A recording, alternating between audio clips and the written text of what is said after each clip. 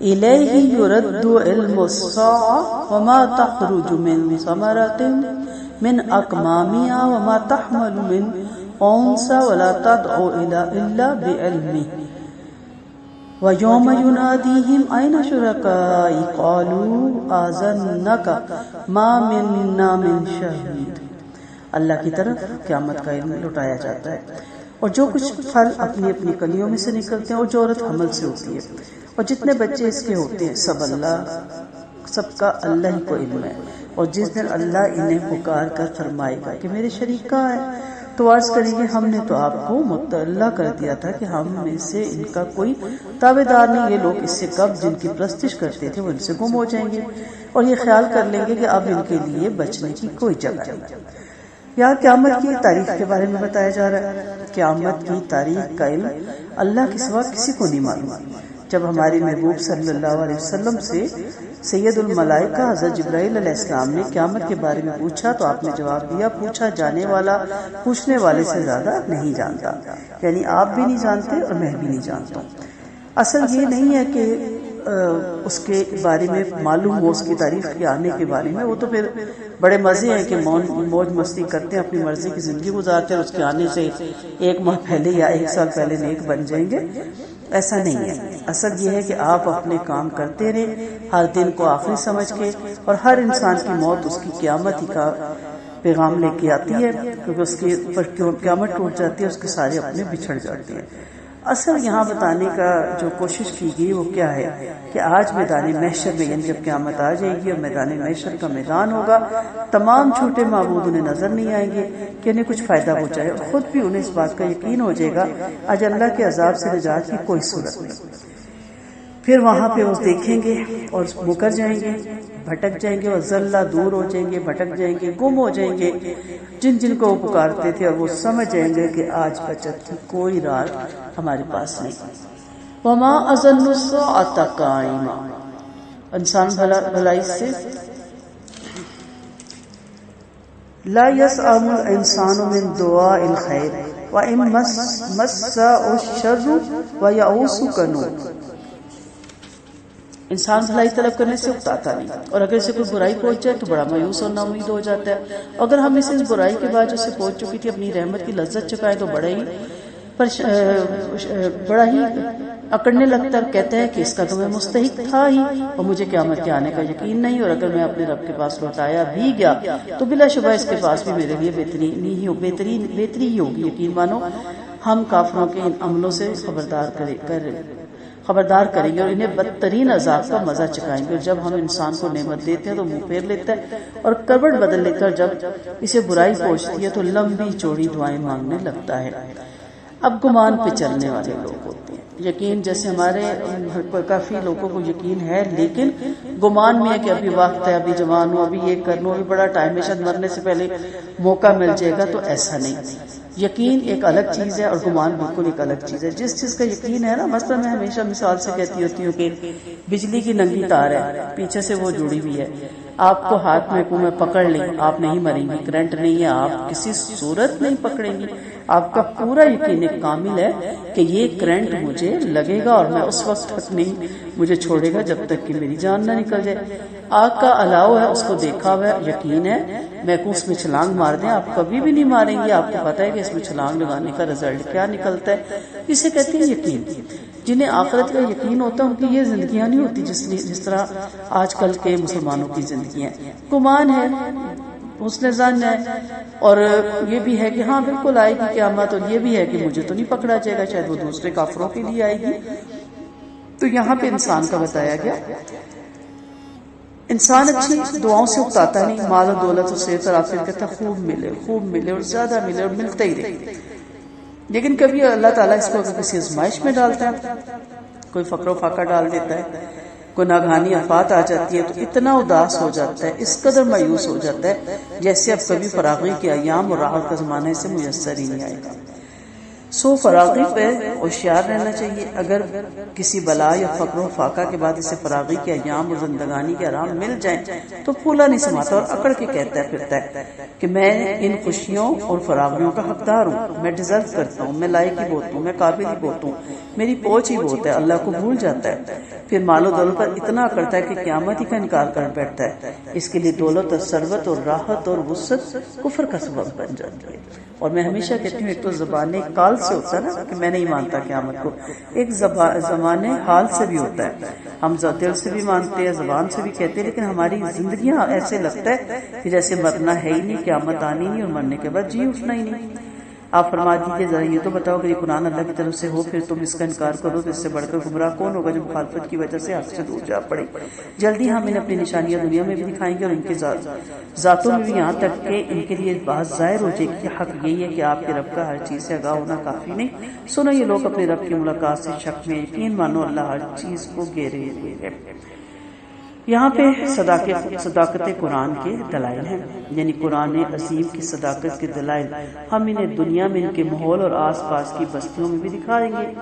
اسلامی فتوحات, اسلامی سلطنت کی وسعت, مکہ کے ارد گرد آس پاس کی بستیوں کا اسلام کے زیر نگیں آنا اور رفتہ رفتہ سلطنت کا دائرہ وسیع ہوتے جانا, اسلام کا تمام دینی اور دنیاوی مذاہب پر غلبہ پا جانا, سب دینوں اور مذاہب پہ غلبہ پا جانا, یہ سب قرآن عظیم کی صداقت کی روشن دلائل تھے. پھر فتح بدر, فتح مکہ ایسے دلائل ہیں جو خود ان کی اپنی ذاتوں سے ہی لیے ہوئے ہیں, کیونکہ کافر کی اکثریت تھی اور یہ مسلمانوں سے زیادہ طاقتور بھی تھے, مگر پھر بھی یہ چند سرفروش حق کے پجاریوں نے شکست فاش دے کر اسلام کا بول بالا کر دیا تھا. اس سے بڑھ کر قرآن عظیم کی صداقت پر اور کیا نشانی ہوگی. یہ مطلب ہے کہ اللہ کی حکمت اور کاری کی بے شمار نشانیاں خود انسان کی ذات کے اندر پائی جاتی ہیں. انسان کی بناوٹ, اس کی شکل و صورت, مختلف عادات, مختلف آوازیں ہر وقت اس کے سامنے ہیں, بلکہ اس کے اندر بھی موجود ہیں جو اس کے خالق اور رب کو اس سے پہچانا جا سکتا ہے. تو جنگ بدر ایک بہت بڑا ایسا مارکا ہے کہ عقل اس کو تسلیم ہی نہیں کر سکتی کہ 313 نوجوان کس طرح اتنے بڑے لشکر پہ حاوی آ گئے. تو پھر سمجھ آتا ہے کہ قرآن کی جو بشارتیں تھیں وہ کس قدر سچی تھی اور اللہ نے کس طرح فرشتے اتارے. اور اللہ کی ذات ہے, اللہ رب حق ہے, قرآن حق ہے, نبی حق ہے. اللہ تعالی ہمارا یہ یقین محکم ہمیشہ قائم رکھے. سورۃ شورا. بسم اللہ الرحمن الرحیم. شروع اللہ کے نام سے بڑا مہربان نہایت رحم والا ہے. حامیم عین سین قاف. كذلك يوحي إليك وإلى الذين من قبلك الله العزيز الحكيم له ما في السماوات وما في الأرض وهو العلي العظيم. حامیم سین عین سین قاف حروف مقطعات ہے. اللہ ان کے معنی جانتا ہے. عزت و حکمت والے اللہ اسی طرح آپ کی طرف اور آپ سے پہلوں کی طرف وہی نازل فرماتے رہے. تمام وہ چیزیں جو آسمان میں اور جو زمین میں اسی کی ہے. وہ بلند ترین بڑی عظمت والا ہے. قریب ہے کہ آسمان اپنے اوپر سے پھٹ جائے, فرشتے اپنے رب کی تعریف کے ساتھ اس کی پاکی بیان کر رہے ہیں اور زمین والوں کے لیے اللہ سے مغفرت مانگ رہے. خبردار ہو جاؤ, اللہ ہی معاف فرمانے والا اور نہایت رحم والا. اور جن لوگوں نے اسے چھوڑ کر دوسروں کو کارساز بنا رکھا ہے, اللہ انہیں خوب دیکھ رہا ہے اور آپ ان کے ذمہ دار نہیں ہیں. اللہ کے روب سے فرشتے خوف زدہ رہتے ہیں کہ اس کے خوف اور ڈر سے ایسا معلوم ہوتا ہے کہ آسمان پھٹ جائے گا. اس کے روب اور دبدبے, جاؤ اور جلال سے فرشتے سہمے رہتے ہیں اور ہر وقت اس کی پاکی اور اس کی بڑائی بیان کرتے رہتے ہیں اور انسانوں کے لیے معافی مانگتے رہتے ہیں. سورۃ غافر میں آپ پڑھیں گے الذین یحملون العرش, عرش اٹھانے والے اور ان کے آس پاس والے فرشتے اپنے پروردگار کی پاکی اور بڑائی بیان کر رہے ہیں, اس پر ایمان لائے ہوئے ہیں اور ایمان والوں کے لیے دعائیں مغفرت کرتے رہتے ہیں کہ اے ہمارے رب تیری رحمت اور علم کے اندر ہر چیز گھری ہوئی ہے, انہیں معاف فرما جنہوں نے توبہ کر لی اور تیری راہ کے پیروکار بن گئے, اور انہیں جہنم کے عذاب سے بھی بچا. چونکہ فرشتے اللہ کی مغفرت اور رحمت کو جانتے ہیں, اس کی کثرت سے مغفرت کی دعائیں کرتے رہتے. اللہ تعالی ہمیں ان دعاؤں کا حقدار ٹھہرائے. ہماری ادنا سی کوششیں, ہماری حقیر سی کوششیں اللہ تعالیٰ قبول کر لے, اس کی بارگاہ میں شرف قبولیت پا جائے, اور ہم نالائقوں کو بھی اللہ تعالیٰ ان لوگوں میں چن لے جن کو اللہ تعالیٰ معاف فرمائیں گے اور درگزر فرمائیں گے. آمین. وَكَذَلِكَ أَوْحَيْنَا إِلَيْكَ قُرْآنًا عَرَبِيًّا لِتُنذِرَ أُمَّ الْقُرَىٰ وَمَنْ حَوْلَهَا وَتُنذِرَ يَوْمَ الْجَمْعِ لَا رَيْبَ فِيهِ فریقم فی الجنت و فریقم فی السعیر۔ اسی طرح ہم نے عربی قرآن آپ کی طرف وحی کے ذریعے اتارا تاکہ آپ مکہ والوں اور اس کے آس پاس والوں کو متنبع کر دیں اور جمع کیے جانے والے دن سے جس کے آنے میں کوئی شک نہیں، انہیں چکر نہ کر دے۔ ایک جماعت جنت میں ہوگی اور ایک جہنم میں، اگر اللہ چاہتا تو ان کو ایک ہی راہ والا بنا دیتا، لیکن وہ جس کو چاہتا ہے اپنی رحمت میں لے آتا ہے۔ ظالموں کا کوئی حمایتی اور معاون نہیں۔ مکہ کو ام القرا کا، مکہ شریف کو ام القرا آبادیوں کا مرکز اس لیے کہا جاتا ہے کہ مقدس شہر سب شہروں سے زیادہ فضیلت والا ہے۔ دلائل تو بہت ہیں مگر ایک مختصر سے دلیل عبداللہ بن عدی رضی اللہ عنہ فرماتے ہیں میں نے نبی کریم صلی اللہ علیہ وسلم کی زبان سے یہ سنا کہ آپ کھڑے ہوئے فرما رہے تھے، اے مکہ، اللہ کی قسم تو اللہ کے نزدیک اس کی تمام زمین سے زیادہ پیارا بزرگ ہے، اگر مجھے تجھ سے نکالا نہ جاتا تو میں اللہ کی قسم تجھے کبھی نہ چھوڑتا۔ ابن ماجہ کی روایت ہے کہ ان مشرکوں نے اللہ کے سوا اور کا ساز کر لیے، اور حقیقت اللہ کا ساز ہے، وہی مردے زندہ کرتا ہے، وہی ہر چیز پر خوب قدرت رکھنے والا ہے، اور جس چیز میں تم نے اختلاف کیا اس کا فیصلہ اللہ کی طرف ہے۔ یہی اللہ میرا رب ہے، اسی پر میرا بھروسہ ہے، اس کی طرف میں جھکتا ہوں، آسمان و زمین کا پیدا کرنے والا، اس نے تمہارے لیے تمہارے ہم جنس جوڑے بنائے اور جانور کے بھی جوڑے بنا دیے، تم اس پیدائش میں پھیلا رہے، اس کی مانند کوئی چیز نہیں، وہ خوب سننے والا، خوب دیکھنے والا ہے۔ آسمان و زمین کی کنجیاں اسی کے پاس ہے، وہ جس کی چاہے روزی فراخ کر دے، جس کی چاہے تنگ کر دے، بلا شبہ وہ ہر چیز کو خوب جاننے والا ہے۔ شرع لكم من الدين ما وصى به نوحا والذي أوحينا إليك وما وصينا به إبراهيم وموسى وعيسى أن أقيموا الدين ولا تتفرقوا فيه كبر على المشركين ما تدعوهم إليه الله يجتبي إليه من يشاء ويهدي إليه من ينيب۔ اللہ نے تمہاری بھلائی کے لیے وہی دین مقرر فرمایا جس کا نوح کو حکم دیا، جسے ہم نے وحی کے واسطے سے آپ کے پاس بھیجا، اور جس کا حکم ہم نے ابراہیم، موسیٰ علیہ السلام کو دیا کہ یہ دین برقرار رکھو اور اس میں پھوٹ نہ ڈالو۔ مشرکوں پر جب یہ بات جس کی آپ نے دعوت دے رہے بڑی بھاری معلوم ہوتی ہے، اللہ جس چاہے اپنا مقبول بندہ بنا لے۔ یا اللہ تو ہمیں بھی چاہے اور ہمیں اپنے مقبول بندوں میں شامل کر، اور وہی اس کو صحیح راہ پر چلاتا ہے جو اس کی طرف متوجہ ہوتا ہے۔ یہ جو لوگ اپنے پاس علم آ جانے کے بعد بھی فرقہ بندی میں پھنسے ہیں، وہ بھی آپس کی ضد سے، اور اگر آپ کے رب کا فیصلہ ایک مقررہ مدت تک کے لیے پہلے ہی سے طے نہ پا چکا ہوتا تو ان کا فیصلہ کبھی کا فیصلہ ہو چکا ہوتا، اور ان کے بعد جنہیں کتاب کا وارث بنایا گیا وہ بھی اس کی جانب سے گہری شک میں مبتلا ہیں۔ توحید ایک زبردست نام ہے، توحید کی لذت توحید والے جانتے ہیں۔ ایک اللہ سے محبت کرنا، ایک اللہ کو ماننا کتنا بے نیاز کرتا ہے، کتنا سرخرو کرتا ہے۔ اس جگہ یہ بہت بڑے نام کا بیان ہے، یعنی اللہ نے تمہارے لیے وہی دین مقرر فرمایا جو نہ صرف انبیاء کو بلکہ دنیا میں سب سے پہلے اور سب سے پچھلے اور درمیانی بڑے بڑے رسولوں کو دیا گیا۔ سورۃ احزاب میں انہیں 5 پیغمبروں کا بیان ہے۔ معلوم ہوا کہ توحید تمام انبیاء کا مقصد تھا، ہر نبی توحید ہی کو پھیلانے کے لیے بھیجا گیا تھا۔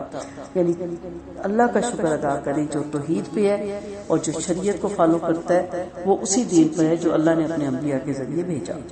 اب اختلاف کیوں؟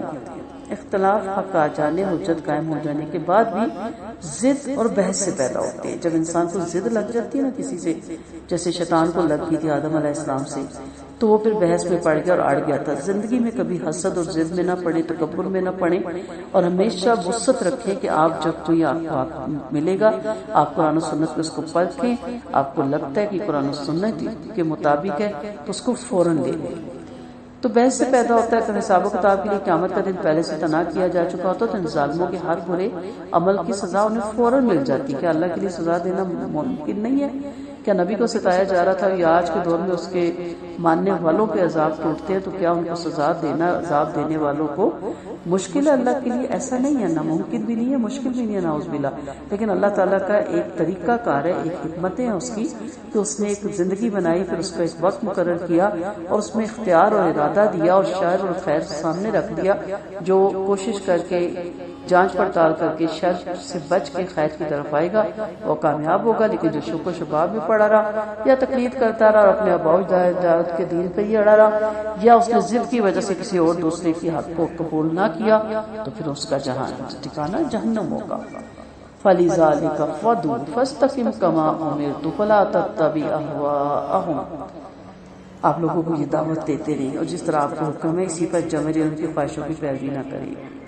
اور فرما دے کہ میرا ان تمام کتابوں پر ایمان ہے جو اللہ نے اتاری ہے، مجھے اس بات کا حکم ہے کہ میں تم میں انصاف کرتا رہوں، میرا اور تمہارا رب اللہ ہی، ہمارے لیے ہمارے عمل اور تمہارے لیے تمہارے عمل ہے، ہمارے اور تمہارے درمیان کوئی بحث نہیں، اللہ ہمیں اور تمہیں جمع کرے گا اور اسی طرف لوٹ کر جانا ہے۔ وہ جو اللہ کے دین میں جھگڑتے ہیں جبکہ مان لیا گیا، ان کے مغالطے میں ان کے رب کے نزدیک باطل ہے اور ان پر اس کا بڑا بھاری غصہ ہے اور انہیں ان کے لیے سخت ترین سزا ہے۔ آپ کو کیا معلوم شاید قیامت قریبی آ گئی ہو، جو قیامت کو نہیں مانتے انہیں کو اس کی جلدی پڑی ہے اور مومن تو اس سے خوف زدہ اور انہیں یقین ہے کہ قیامت ضرور آئے گی۔ سن لو جو قیامت کے بارے میں جھگڑ رہے ہیں وہ راہ سے بہت دور جا پڑی ہیں۔ اللہ لطیف بعبادہ یرزق من یشاء وهو القوی العزیز من کان یرید حرث الآخرۃ نزد له فی حرثہ ومن کان یرید حرث الدنیا نؤتیہ منہا وما له فی الآخرۃ من نصیب۔ اللہ اپنے بندوں پر بڑا مہربان ہے، جسے چاہتا فراغی سے روزی دیتا ہے، بڑا قوت والا اور زبردست غلبے والا ہے۔ جو آخرت کی کھیتی کا خواہ ہے ہم اسے اس کی آخرت کی کھیتی میں برکت دے گا، جو دنیا کی کھیتی کا خواہ ہے ہم اسے اس میں سے تھوڑا بہت دے دیں گے، لیکن ایسے شخص کا آخرت میں کبھی کچھ حصہ نہیں۔ انسان جب صبح اٹھتا ہے نا تو ایک حدیث کے مطابق دونوں پلاٹ تیار ہوتے ہیں۔ اب آپ کی مرضی آپ آخرت کے کھیت کے لیے کام کریں، آپ کی مرضی آپ دنیا بنانے کے لیے۔ جس کو آباد کریں گے وہ آباد ہو جائے گا، جس کو نہیں آباد کریں گے وہ ویران ہو جائے گا۔ جس پہ زیادہ محنت کریں گے وہ زیادہ آباد ہوگا، جس پہ کم محنت کریں گے وہ کم آباد ہوگا۔ اب دنیا تو اتنی ملتی ہے جتنی نصیب کی ہے۔ اللہ نے کہا جتنا مانگو، جتنا بھی مانگو اتنا ہی دوں گا جتنا میں نے تمہارے نصیب میں لکھا۔ اور جو آپ کو اگر زیادہ بھی ملتا ہے تو آپ کے نصیب ہی کا لکھا ہوتا ہے، لیکن آخرت میں پھر ایسے بندے کا کچھ حصہ نہیں، نصیب کا لکھا مل جائے گا آپ کے ہاتھ میں، جس کو کمانا ہے بنانا ہے۔ اب ہم نے کیا کیا ہوا ہے، ہمیں جو ہمارے نصیب میں لکھا گیا وہ ہم کمانے کے لیے صبح سے رات تک دوڑتے ہیں، اور جو آخرت ہمارے ہاتھ میں دی گئی جس کو ہم نے خود بنانا تھا اس کے لیے ہم کہتے ہیں غفور الرحیم ہے اللہ تعالیٰ غفور الرحیم۔ ان چیزوں کے لیے نہیں ہے، یہاں آپ کو سارے اسباب چاہیے تو آخرت بنانے کے لیے بھی سارے اسباب چاہیے، تو ہم اس میں سے تھوڑا بہت دے دیں گے، لیکن ایسے شخص کو آخرت میں کبھی حصہ نہیں۔ مشرکوں نے ایسے شریک بنا لیے جنہوں نے ان کے لیے دینی احکام مقرر کر رکھے جن کی اجازت اللہ نے نہیں دی۔ اگر فیصلے کی دن کی بات طے نہ ہوتی تو ان کا فیصلہ کبھی کا ہو چکا ہوتا۔ یاد رکھو ظالموں کے واسطے بڑا دردناک عذاب ہے۔ آپ دیکھیں گے کہ اس دن ظالم اپنے کرتوتوں سے جو واقعی ان پر ڈالے جانے والے ڈر رہے ہوں گے، حالانکہ وہ ان پر پڑھ کے ہی رہیں گے۔ ایمان والے نیک امان والے جنتوں کے باغوں ہوں گے، جو چاہیں گے اپنے مربی کے پاس حاضر پائیں گے، یہی بڑا انعام ہے۔ یعنی جو آخرت کا متلاشی اور نیک عملوں کی رغبت کرتا ہو، ہم خود اس کی اہانت اور حوصلہ افزائی کرتے ہیں۔ نیکی نیکی کا راستہ کھولتی ہے، جسے بدی بدی کا راستہ کھولتی ہے، اسے توفیق اور طاقت دے کر اس کی شوق کی کھیتی میں برکت اور ترقی عطا فرماتے۔ کوئی نیکی 10 گنا، کوئی اس سے بھی زیادہ، کوئی 700، بلکہ کوئی اس سے بھی زیادہ بڑھا دی جاتی ہے۔ بہرحال جس دل کو آخرت کی لگن ہوتی ہے اسے اللہ کی طرف سے اچھے عملوں کی توفیق ملتی ہے۔ البتہ جس کی شوق کی چیز دنیا ہی ہوتی ہے اور وہ آخرت سے بے پرواہ ہوتا ہے، وہ دنیا اور دین دونوں سے محروم کر دیا جاتا ہے، کیونکہ دنیا کا ملنا تو اللہ کی مرضی پر ہے۔ بہت سے بیچارے ایسے بھی ہیں جو خون پسینہ ایک کر دیتے ہیں، مگر پھر بھی انہیں دنیا بقدر ایک خواہش نہیں ملتی، اور بڑی نیت کی وجہ سے آخرت، اور بری نیت کی وجہ سے آخرت بھی برباد ہو جاتی ہے۔ اور اگر طالب دنیا کو تھوڑی بہت دنیا مل بھی گئی تو کیا ہے، روزی دینے والا تو بقدر حصہ سبھی کو روزی پہنچاتا ہے، تاہم ساری دنیا بھی آخرت کے مقابلے پر کچھ نہیں۔ اگر مل بھی جائے تو کوئی فائدہ نہیں، اصل یہ ہے کہ اپنی آخرت بنانے میں وقت صرف کریں۔ تو یہاں بتایا کہ پیروی صرف اللہ کی دین کی کرنی چاہیے، لوگوں کی دین کی نہیں کرنی چاہیے، ان کے خواہش نفس کے پیچھے نہیں بھاگنا چاہیے۔ وہ تو چاہیں گے کہ آپ کو جہنم کی گھڑی میں لا کھڑا کریں۔ یہی وہ نعمت ہے جس کی خوشخبری اللہ اپنے بندوں کو دے رہا ہے جو ایمان والے اور عمل کرتے رہے۔ آپ فرما دیجیے کہ میں اس پر تم سے کوئی مزدوری نہیں مانگتا سوائے رشتہ داری کی محبت، اور جو کچھ کوئی نیک عمل کرے گا ہم اس کی نیکی میں اور خوبی کر میں اضافہ کر دیں گے۔ اللہ بڑا بخشنے والا بڑا قدردان ہے۔ کیا کافر کہتے ہیں کہ انہوں نے اللہ پر جھوٹ باندھ دیا؟ اگر اللہ چاہے تو آپ کے دل پر مہر لگا دے۔ اللہ باطل کو مٹا دیتا ہے اور حق کو اپنے احکامات سے برقرار رکھتا ہے، یقیناً وہ دل کی باتوں سے خوب خبردار ہے۔ جنتی نعمتوں کے ارباب ایمان کو یہاں بشارت دی گئی ہے۔ ان مذکورہ والا آیتوں میں جن جنتی نعمتوں کا بیان ہے ان کا ایمان والوں کو بشارت دی گئی ہے۔ اور پیغمبر اسلام سے فرمایا جا رہا ہے کہ آپ قریش کے مشرکوں سے فرما دیجئے کہ میں تمہیں یہ جو اللہ کے احکام سکھا رہا ہوں تمہارے دن رات ہمدردی میں مصروف ہوں، اس پر تم سے کچھ صلہ تو نہیں طلب کر رہا، اور نہ میں تبلیغ پر تم سے اجرت مانگ رہا ہوں، تم میری خواہی تو کیا کر سکو گے، اپنی شرارتوں سے باز آ جاؤ، رشتہ داری کا لحاظ کر کے کم از کم مجھے دکھ تو نہ پہنچاؤ اور مجھے آزادی اور پورے اطمینان سے احکام الہی کی تبلیغ کرنے دو۔ ابن عباس رضی اللہ عنہ سے اس آیت کی تفسیر پوچھی گئی۔ سعد بن جبیر رحمۃ اللہ علیہ بول پڑے، سعد بن جبیر رضی اللہ عنہ بول پڑے کہ قربہ سے رحمت اللہ علیہ وسلم کا خاندان مراد ہے۔ فرمایا سعد تم نے جواب میں جلدی کی، رحمت اللہ علیہ وسلم کی رشتہ داری قریش کے تمام قبیلوں سے تھی، یعنی مجھ میں اور تم میں جو خونی رشتہ ہے کم از کم اس کا لحاظ کرو، یہ اس کا مطلب تھا۔ ایک دفعہ اللہ کے رسول صلی اللہ علیہ وسلم نے قریش سے فرمایا میں تم سے تبلیغ رسالت کی کوئی اجرت نہیں مانگتا، صرف اتنا چاہتا ہوں کہ باہمی خونی رشتے کا کم از کم خیال رکھو اور رشتے کا میرا جو تم پر جو حق ہے اسے ہی پورا کر دو۔ پھر اللہ فرماتے ہیں ہم نیک عملوں کا ثواب بڑھا دیتے ہیں۔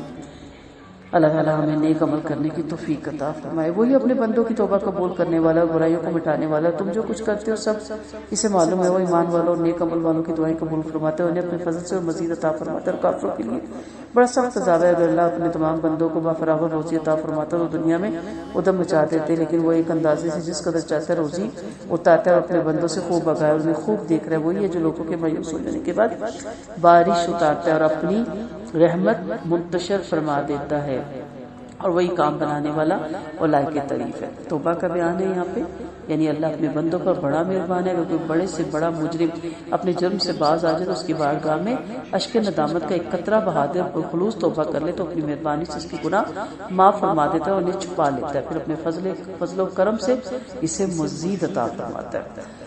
اللہ نیک لوگوں کی دعائیں قبول فرماتا ہے، یعنی اس بات کے باوجود کہ اللہ ہر توبہ کرنے والے کی توبہ قبول فرماتا ہے، وہ ارباب ایمان اور عمل صالحہ کی دعائیں بھی قبول فرماتا ہے، خواہ وہ اپنے لیے کرے یا دوسروں کے لیے کرے۔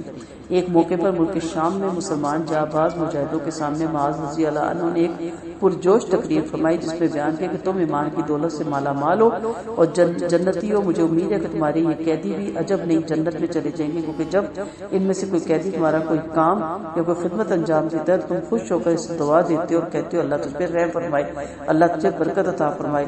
اور قرآن عظیم نے وعدہ فرمایا کہ اللہ مومنوں کی دعائیں قبول فرماتا ہے۔ پھر آپ نے یہ آیت پڑھی، یعنی اللہ ان کو سنتا ہے جس جو بات مان کر اس پر عمل کرتے ہیں۔ سو آپ اپنے بچوں کو جب آپ کی کوئی خدمت کریں، کوئی بھی آپ کا فرد ہے، کوئی بھی آپ کا کولیگ ہے جن سے آپ کا معاملہ رہتا ہے، دعا کیا کریں۔ ایک دعا خاص طور پہ کیا کریں، اللہ آپ کو ہدایت دے اور اللہ آپ پہ رحم فرمائے۔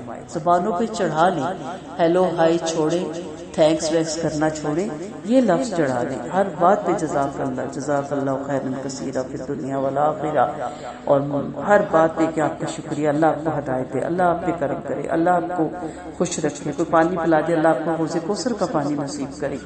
لگے رہا کریں اپنی زبانوں سے، کیونکہ اللہ کا وعدہ ہے کہ اللہ تعالیٰ مومن بندوں کی دعائیں قبول کرتا ہے۔ امن آیاتی خلق السماوات والارض وما بث فیہما من دابہ وہو علی جمعہم اذا یشاء قدیر۔ آسمان و زمین کی بدائش اور ان میں جانداروں کو پھیلا دینا بھی اس کی نشانیوں میں سے ایک نشانی ہے، اور جب چاہے ان سے اکٹھا کرنے پر قادر ہے۔ تمہیں جو کچھ مصیبت پہنچتی ہے سب تمہارے کرتوتوں کا بدلہ، اور بہت سے گناہوں کو تو اللہ معاف بھی فرما دے گا۔ تم اسے دنیا میں عاجز کرنے والے نہیں ہو، اور نہ اللہ کے سوا تمہارا کوئی کام بنانے والا ہے اور نہ ہی مدد کرنے والا ہے۔ یعنی دنیا میں انسان کو جو دکھ پہنچتا ہے اس سے اس کے خود کردہ گناہوں کا بدلہ ہے نا، جبکہ وہ مہربان اللہ بہت سے گناہوں سے چشم پوش بھی فرما کے انہیں معاف بھی فرما دیتا ہے، اور اگر تمہیں ہر گناہ ہر لرزش کی سزا دے تو پھر تم اس کی زمین پہ چل پھر نہ سکو۔ حدیث میں کہ ایمان والوں کو جو کچھ تنگی توشی غم اور رنج اور پریشانی ہوتی ہے اس کی وجہ سے ان کی لرزشیں ان کے گناہ معاف کر دیے جاتے ہیں، یہاں تک کہ کانٹا بھی گناہوں سے کفارہ بن جاتا ہے۔ اور اس کی نشانیوں میں سے دریا میں چلنے والے پہاڑ جیسے جہاز میں اگر اللہ چاہے تو ہوا بند فرماتے اس سمندر میں ٹھہرے کے ٹھہرے رہ جائیں۔ بلا شبہ اس میں ہر صابر اور شاکر شکر کرنے والے کے لیے بہت بڑی نشانی ہے، یعنی ان کے عملوں کے باعث برباد کر دے اور بہت سی خطائیں تو معافی فرماتے تھے تاکہ ہماری نشانیوں میں جھگڑنے والے معلوم کر لیں کہ ان کے لیے چھٹکارے کی کوئی راہ نہیں ہے۔ تمہیں جو چیز دی گی وہ دنیاوی زندگانی کی تھوڑی سی پونجی ہے، اور جو کچھ اللہ کے پاس ہے اس سے کہیں زیادہ بہتر اور پائیدار ہے۔ جو ایمان والوں اور اپنے رب پر بھروسہ کرنے والوں کے لیے جو بڑے گناہوں اور بے حیائیوں سے بچتے رہتے ہیں، اور جب کبھی غصہ آ جاتا ہے درگزر کرتے ہیں، جو اپنے پروردگار کے حکم کو مان لیتے ہیں، نماز باقاعدگی سے پڑھتے ہیں اور جن کا کام بامی مشورے سے ہوتا ہے، جو ہمارے دیے ہوئے مال میں سے خرچ کرتے ہیں، جب ان پر ظلم ہوتا ہے تو برابر سا بدلہ لیتے ہیں۔ یہاں کیا بتایا جاتا ہے؟ دنیا کی بہاری، اس کی دل فریبیاں اور اس کے چھن جانے والی نعمتوں کا بیان ہے، یعنی دنیا ناپائیدار اور حقیر ہے، اسے حاصل کر کے کسی کو اترانا نہیں چاہیے، کیونکہ آج نہیں تو کل چھن جانے والی ہے، اور آخرت پائیدار اور بہت بہتر ہے۔ اس کی طرف رغبت کرنی چاہیے اور عمل صالح کر کے ثواب کا ذخیرہ جمع کرنا چاہیے، جو کبھی فنا نہ ہوگا۔ یہ کوئی دانش مندی نہیں ہے کہ باقی چھوڑ کر فانی اور زیادہ چھوڑ کر کم چیز لے لی جائے۔ آخرت کا ثواب اور عمل صالح پر موقوف ہے۔ پہلی چیز تو یہ کہ ایمان میں اتنی پختگی ہو اور اس قدر جان ہو کہ انسان لذتوں کو چھوڑنے پر صبر کر سکے اور اللہ پر پورا بھروسہ رکھے، تاکہ صبر کے نازک موقعوں پر اللہ کی مدد ہاتھ تھام لے، اور قوانین الہی کی پابندی، احکام کی تبلیغ اور گناہوں سے پرہیز آسان ہو جائے۔ خصوصاً بڑے گناہوں اور بے حیائیوں سے بچنا ضروری ہے۔ بڑے گناہوں اور بے حیائیوں کی تفصیل سورۃ اعراف میں گزر چکی ہے۔ غصے پر اتنا قابو ہونا چاہیے کہ اس حالت میں بھی خوش اخلاقی اور معافی کی عادت نہ بدلے۔ ہم نے تو غصہ آنے کی زیر ہے، ہمارے تو پہلے چہروں کے رنگ بدلتے ہیں، پھر آنکھیں کھلتی ہیں، ناک کھلتا ہے، چہرہ غصے سے ریڈ ہو جاتا ہے، نسیں پھٹ جاتی ہیں۔ غصے کو کنٹرول کرنا سیکھیں، اس سے نفرتیں بڑھتی ہیں، اس سے لوگ آپ سے دور ہوتے ہیں، اس سے لوگ آپ کی بات سننے کے روادار نہیں ہوتے۔ نبی کریم صلی اللہ علیہ وسلم نے فرمایا کہ اللہ کے رسول نے، جیسے کہ حدیث سے ثابت ہے کہ اللہ کے رسول نے اپنے نفس کا کبھی کسی سے انتقام نہیں لیا۔ ہاں، جب اللہ کے احکام کی توہین ہوتی تو اللہ کے لیے انتقام لینا اور بات ہے۔ ہم لوگ اللہ کی خاطر تو کوئی انتقام نہیں لیتے، نہ اللہ کی خاطر ہم کہتے ہیں جی اپنا مسئلہ ہے، وقت اللہ ہدایت دے گا تو نماز پڑھ ہی لے گی یا پڑھ ہی لے گا، اللہ ہدایت دے گا تو پردہ کر ہی لے گا۔ وہاں تو ہمیں کہتے ہیں ہمارا کام ہے صرف پہنچانا، کوئی دکھ نہیں، کوئی غصہ نہیں، کچھ نہیں، نہ کریں، لیکن کم سے کم اتنا تو اظہار ناگواری بتائیں کہ ہاں یہ چیزیں غلط ہیں۔ لیکن دنیا کا معاملہ آ جائے، بچے کے نمبر کم آ جائے، پھر دیکھیں غصے سے نتنے پھول جاتے ہیں، یا دنیائی معاملے میں ہماری کوئی بات نہ مانے، کوئی بھی معاملے دیکھنے لے کے غصے کا کیا حال ہوتا ہے۔ یا مسلمانوں کے اوصاف بتائے گئے، اللہ کا حکم مانتے ہیں، اللہ کے رسول کی پیروی کرتے ہیں، کام بجا لاتے ہیں، منع کردہ چیزوں سے رک جاتے ہیں، نماز کی پابندی کرتے ہیں، اہم کاموں میں بلا بامی مشورے کے ہاتھ ڈالنے کی ضرورت نہیں کرتی۔ یہ بہت خوبصورت طریقہ کار ہے۔ مشورہ کرنا چاہیے، مشورہ دیواروں سے بھی مانگنا چاہیے، اور اپنے سے بڑے سے مشورہ کس سے کریں؟ جو سمجھدار ہو اور اس فیلڈ کا ماہر ہو، ٹھیک ہے، یہ بھی دھیان رکھیں، اور جس کی اپنی کوئی ذاتی غرض اس میں شامل نہ ہو، جو آپ کا بھلا چاہتا ہو، اور جو معاشرے کے سمجھدار لوگ ہوتے ہیں۔ پھر مشورہ کرنے سے اللہ کی ایک سنت آپ نے پوری کی، اللہ کا ایک حکم پورا کیا تو اللہ کی مدد شامل حال ہوتی ہے۔ اور دوسری بات ہے مشورہ کرنے کے بعد جم جائے، انشاءاللہ وہ کام کا تکمیل تک پہنچتا ہے۔ اور تیسری چیز آپ جن سے مشورہ کرتے ہیں وہ بھی آپ کے لیے دعائیں کرنا شروع کر دیتے ہیں، تو اس طرح آپ کو بہت سی دعاؤں کا ساتھ ہوتا ہے۔ نبی کریم صلی اللہ علیہ وسلم کی عادت تھی کہ جہاد ہو یا نازک موقع ہو، صحابہ سے مشورہ ضرور کیا کرتے تھے۔ اس سے دل جوئی بھی ہوتی ہے، اگلے کو خوشی بھی ہوتی ہے کہ چلے مجھے اس قابل کوئی سمجھتا ہے کہ میرے مشورے کے بغیر مشورہ لے کے پھر وہ آگے چلتا ہے۔ پھر یہ بھی کہا گیا کہ مسلمان ایسے ذلیل اور کمزور نہیں ہوتے کہ ظلم کو روک نہ سکیں، بلکہ اتنی جوہری اور طاقتور ہوتے ہیں کہ ظلم سے مظلوم کا حق دلوا کر اسے اس کے پنجے سے آزاد کر سکیں۔ البتہ اپنی شرافت کی وجہ سے طاقت پا کر بھی درگزر کرتے ہیں، یعنی اپنے ساتھ کیے ہوئے معاملوں سے درگزر کر لیتے ہیں، لیکن کسی اور کے ساتھ ہو رہا ہو تو اس کے ساتھ کھڑے ہو کے اس کی مدد کرتے ہیں۔ برائی کا بدلہ اس کی برائی کے برابر ہے، لیکن جس نے درگزر کیا اور صلح صفائی کر لی اس کے اجر کا ذمہ اللہ ہے، اور اللہ اس کا اجر کا ذمہ دار اللہ ہے۔ دراصل وہ ظالموں کو نہیں چاہتا، جو لوگ اپنے نفسوں پر ظلم کیے جانے کے بعد انتقام لیں تو ان پر کوئی الزام بھی نہیں۔ الزام ہے ان لوگوں کے لیے جو ناحق لوگوں پر ظلم کرتے ہیں، فساد میں جاتے پھرتے، انہی کے لیے دردناک عذاب ہے۔ اور جس نے صبر کیا معاف کر دیا، یہ تو بڑی ہمت والے کام ہے۔ یہ جملہ بڑا ہی خوبصورت ہے۔ نبی کریم صلی اللہ علیہ وسلم نے فرمایا کہ معاف کرنے سے اللہ اور عزت میں اضافہ فرما دیتا ہے، لیکن جو شخص انتقام میں اصل برائی سے بڑھ جائے، جیسے کہ کہا جاتا ہے اینٹ کا جواب پتھر سے، وہ ظالم ہے، اللہ سے محبوب نہیں رکھتا بلکہ اس کا دشمن ہے۔ ایسی حالت میں یہ سمجھا جائے گا کہ اس نے برائی میں پہل کی۔ تو صبر والوں کا کام ہے، وَلَمَنْ صَبَرَ وَغَفَرَ إِنَّ ذَلِكَ لِمِنْ عَزْمِ الْأُمُورِ۔ ہم کہتے ہیں نا فلاں شیر کا بچہ، بڑے خوش ہو جاتے ہیں، فلاں بڑے جگرے والا ہے، بڑے خوش ہو جاتے ہیں، فلاں بڑا سخی ہے۔ یہ بھی اپنائیں، اس صبر کی بھی عادت اپنائیں کہ آپ کے صبر کو دیکھ کے ہل جائیں لوگ کہ اسے کہتے ہیں صبر۔ انتقام سے معافی بڑی اچھی ہے، اور میرے خیال میں معافی بہت بڑا انتقام بھی ہے۔ یعنی اذیت خندہ پشانی سے سہ لینا اور بجائے بدلہ لینے کے معاف کر دینا بڑے دل گردے والے کا کام ہے اور بڑی بہادری ہے اس میں کہ وہ پورے ثواب کا حقدار بن جائے گا۔ نبی کریم صلی اللہ علیہ وسلم نے فرمایا ابوبکر یاد رکھو یہ 3 باتیں یقینی ہیں، اگر مظلوم ظالم سے چشم پوشی کرے گا تو اللہ اس سے عزت اور مدد عطا فرمائے گا، اور جو شخص لوگوں سے احسان اور سلوک کرے گا اور صلہ رحمی کے غرض سے انہیں دیتا رہے گا اللہ اس سے برکتیں عطا کرے گا، اور جو شخص مال جمع کرنے کے لیے بھیک مانگے گا اور در در مانگتا پھرے گا اللہ اس کے مال میں بجائے برکت کے کمی کر دے گا۔ جسے اللہ راہ سے ہٹا دے اس کے بعد اس کا کوئی کارساز نہیں۔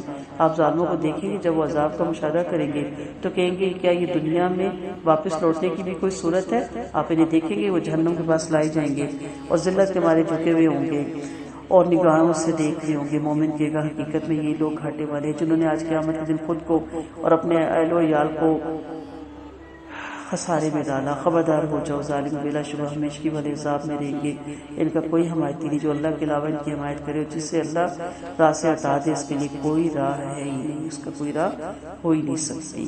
استجیبوا لربکم من قبل ان یأتی یوم لا مرد له من اللہ ما لکم من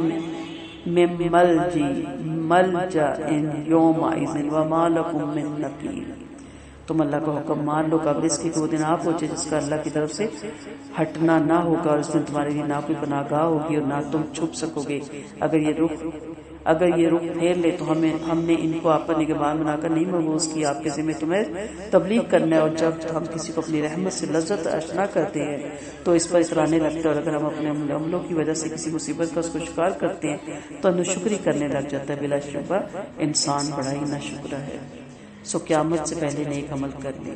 قیامت کی ہولناکیاں معلوم ہو چکی، اس کے آنے سے پہلے احکام شریعہ پہ عمل کر لینا چاہیے ایک انسان کو، اور اس کے لیے ہر وقت تیاری رکھنی چاہیے۔ جب قیامت آ جائے گی تو پھر نہ تیاری ہوگی، نہ کوئی پناہ گاہ ہوگی، اور نہ ہی کوئی فدیہ دے کے انسان اس سے بچ سکے گا۔ للہ ملک السماوات والارض یخلق من یشاء ویہب لمن یشاء اناثا ویہب لمن یشاء الذکور۔ آسمان و زمین کی بادشاہت اللہ کے لیے، جو چاہتا ہے اسے پیدا کرتا ہے، جسے چاہتا ہے بیٹیاں دیتا ہے، جسے چاہتا ہے بیٹے دیتا ہے، اور جسے چاہتا ہے بیٹے اور بیٹیاں دونوں ملا کر دیتا ہے، جسے چاہتا ہے اولاد کی صلاحیت سے محروم فرما دیتا ہے۔ بلا شبہ وہ خوب جاننے والا اور وسیع قدرت والا ہے۔ انسان کی 4 قسمیں، یعنی کائنات کا خالق اور مالک، اور اس میں ہیر پھیر کرنے والے صرف اللہ ہے۔ وہ جو چاہتا ہے وہی عالم وجود میں آتا ہے، اور جو نہیں چاہتا نہیں آتا، جیسے چاہ دے تو جسے چاہے چھین لے۔ کسی کو صرف بیٹیاں دے جیسے لوط علیہ السلام کو، کسی کو صرف بیٹے دے جیسے ابراہیم علیہ السلام کو، جیسے کسی کو دونوں دے جیسے پیغمبر اسلام صلی اللہ علیہ وسلم کو، اور کسی کو بے اولاد رہنے دے جیسے یحییٰ اور حضرت عیسیٰ علیہ السلام کو۔ یہ اس کا وسیع علم ہے اور ہر اقدار کو جانتا ہے، اور قدرت والا ہے، جب حسب مرضی دیتا ہے اور اولاد میں فرق قائم رکھتا ہے۔ یعنی اولاد کے لحاظ سے انسان کی 4 قسمیں ہیں، محض بیٹیاں، محض بیٹے، بیٹیاں اور بیٹے، اور دونوں سے محروم۔ اس کی حکمتیں ہم نہیں پا سکتے۔ وہ قدرت رکھتا ہے، وہ دے سکتا ہے نا، اسی قدرت والا ہے، لیکن وہ کیوں نہیں دینا چاہتا اس کو انسان کبھی بھی نہیں پا سکتا۔ اگر کسی انسان کی شان نہیں کہ اس سے اللہ بات کرے، مگر وہی کے ذریعے سے پردے کے پیچھے سے فرشتے بھیج دیں اور وہ اس کے حکم سے جو کچھ اللہ چاہتا ہے پیغام پہنچا دے۔ بلا شبہ اللہ بلند ترین و بڑی حکمت والا ہے۔ اسی طرح ہم نے آپ کے پاس اپنے حکم سے قرآن بھیجا۔ اس سے پہلے ہم یہ بھی نہیں جانتے تھے کہ کتاب کیا ہے، اس سے پہلے آپ یہ بھی نہیں جانتے تھے کہ کتاب کیا اور ایمان کیا ہے، لیکن ہم نے اسے نور بنا کر اسے ہم نے اپنے بندوں میں سے جسے چاہتے ہیں ہدایت کی راہ دکھا دیتے۔ بلا شبہ آپ سیدھی راہ کی رہنمائی فرما رہے، اس معبود کی راہ کی جس کی ملکیت میں تمام وہ چیزیں جو آسمان اور زمین میں آگاہ ہو جاؤ، سب کام اللہ کے پاس لوٹ کر جائیں گے۔ اس آیت میں کیفیت وحی کا بیان ہے جس کی کئی صورتیں، کبھی تو آپ کے قلب مبارک پہ وحی ڈالی جاتی تھی اور آپ کو یقین ہو جاتا تھا یہ وحی الہی ہے، جیسے کہ ابن حبان والی حدیث میں کہ آپ نے فرمایا روح القدس نے میرے قلب میں یہ پھونک دیا کہ کوئی شخص اپنی روزی اور اپنا وقت پورے کیا بغیر نہیں مرتا، لہٰذا اللہ سے ڈر جاؤ، طلب معاش میں اچھا ہی اختیار کرو۔ کبھی وہی پردے کے پیچھے سے ہوتی ہے، جیسے کلیم اللہ سے کوئی طور پر بات چیت ہوئی اور انہوں نے کلام سن کر جمال دیکھنے کی بھی آرزو کی مگر پردے حائل تھے۔ جب عبداللہ رضی اللہ عنہ جنگ احد میں شہید ہو گئے تو اللہ کے رسول نے جابر بن عبداللہ رضی اللہ عنہ سے فرمایا کہ اللہ نے نے علاوہ تمہارے باپ کی کسی سے دو بدو کلام نہیں فرمایا، ہاں انبیاء سے ضرور پردے کے پیچھے سے کلام فرمایا۔ اللہ کا عبداللہ سے آمنے سامنے کلام عالم برزخ کا ہے، اس لیے حدیث کا آیت سے تعارض نہیں، کیونکہ اس آیت میں دنیا کا کلام مراد ہے۔ کبھی اللہ فرشتے بھیج کر اپنی بات سے اپنی نبی تک پہنچاتا ہے، جیسے کہ حضرت جبرائیل علیہ السلام وغیرہ پیغمبروں کے پاس وحی لاتے ہیں۔ آخر میں فرمایا کہ وہ بزرگی اور حکمت والا ہے۔